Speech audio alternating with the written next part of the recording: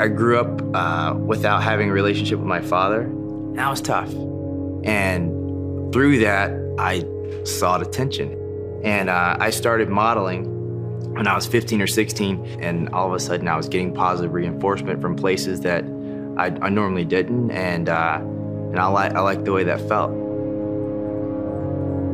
Honestly, I was like, if I am successful in any type of genre of film or theater, I would be loved.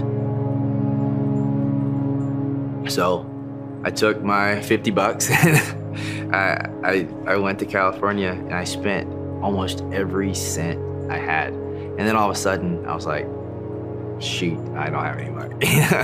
And I got a job at a steakhouse, so like a steakhouse / bar in Los Angeles. So after working in that restaurant for a few months, I met a group of girls that were sitting at a table, and they were all dressed very provocatively. They said, you should do movies. I was like, oh yeah, actually, I am trying to be an actor, this and that. And they're like, no, adult movies. And I was like, what do you mean? And they're like, having, sex on camera. My instinct reaction was like, wow, that's awesome. So they gave me their information. It was to meet with their agent. So I met with that agent. He's like, if you can do it, then you'll be very successful. Praise. You'll be great. You'll be amazing. Just do it. I was like, well, if I just do one, it'll be okay. I showed up and I was terrified, and everyone was like, don't worry about it. Just take this pill. You'll be able to perform. You'll be able to do it. And I did. And that changed the rest of my life.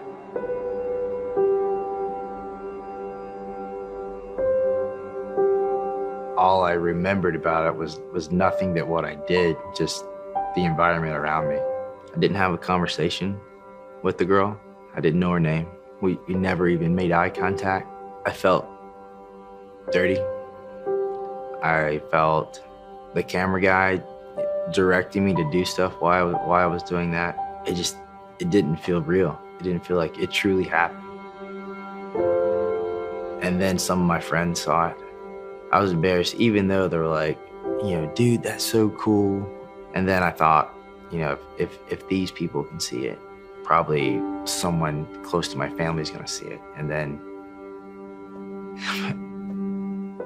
and just thinking about embarrassing my mom was tough. But after that, even feeling that, I justified it. I've already did one, so what's the difference if I do another one? And then all of a sudden, I've done a few, and I've made, $3,000 or $4,000 in less than a month. And then all of a sudden, I was doing 20 a month, and my family did find out. And I still didn't stop. I became this person I didn't even know. And the more I was willing to care less about myself, the more I was willing to do. And next thing I knew, I'd done 1,000 movies. I'm crying myself to sleep every time I worked. I would literally shower, and I couldn't get clean enough because I couldn't wash off the hurt.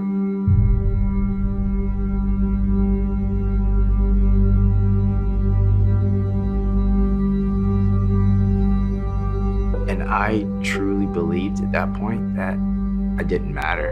And that went on for, well over 5 years.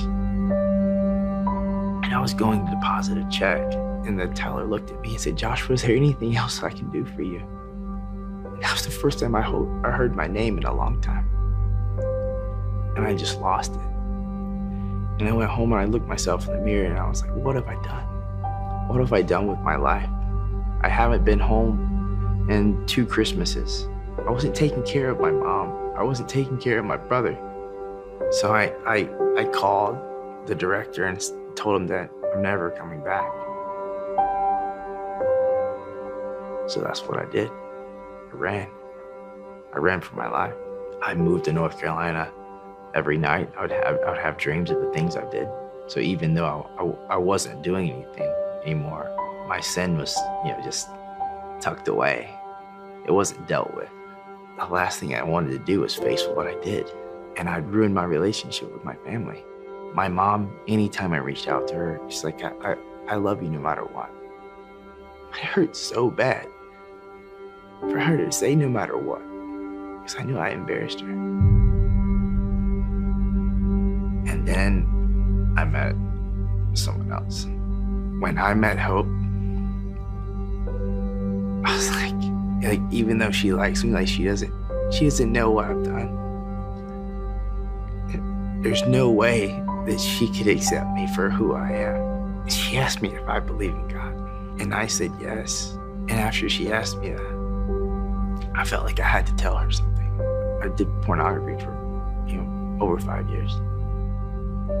And she looked me in the face and said, that's not who you are. God's forgave you for that. Why can't I? I was like, wow, that's what speaking Christian's like. I want some of that,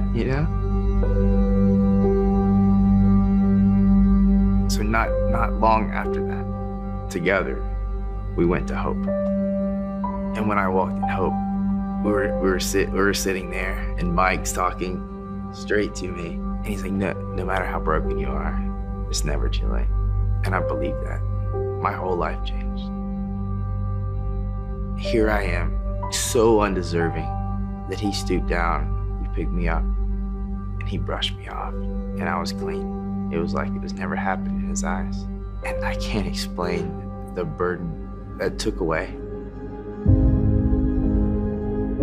After that sermon with Mike, I decided I needed to do something. So it says I need to be baptized. If Jesus said to do something, it's probably a good idea. So I got baptized. And just, to be able to declare that Jesus was my Lord and Savior, it was great. So that relationship ended up with the Hope Media team. We snuck out to her elementary school that she teaches at. And the principal is this awesome guy. And he actually helped set me up an assembly. And there was a guest speaker coming. She was excited. But it was us. It was myself and the Hope Media team. And we walked in, and I'm like freaking out. I have the flowers, and she's like, what are you doing here? There's a guest speaker coming. I proposed. She said yes. We got married in July.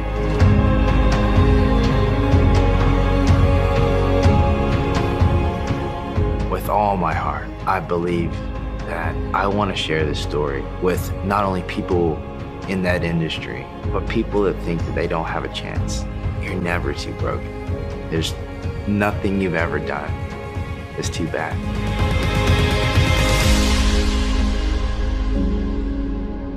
Growing up longing for a father, and now knowing that I have a good father already in God, and seeing what God had in store for me all along, I would never want to go back.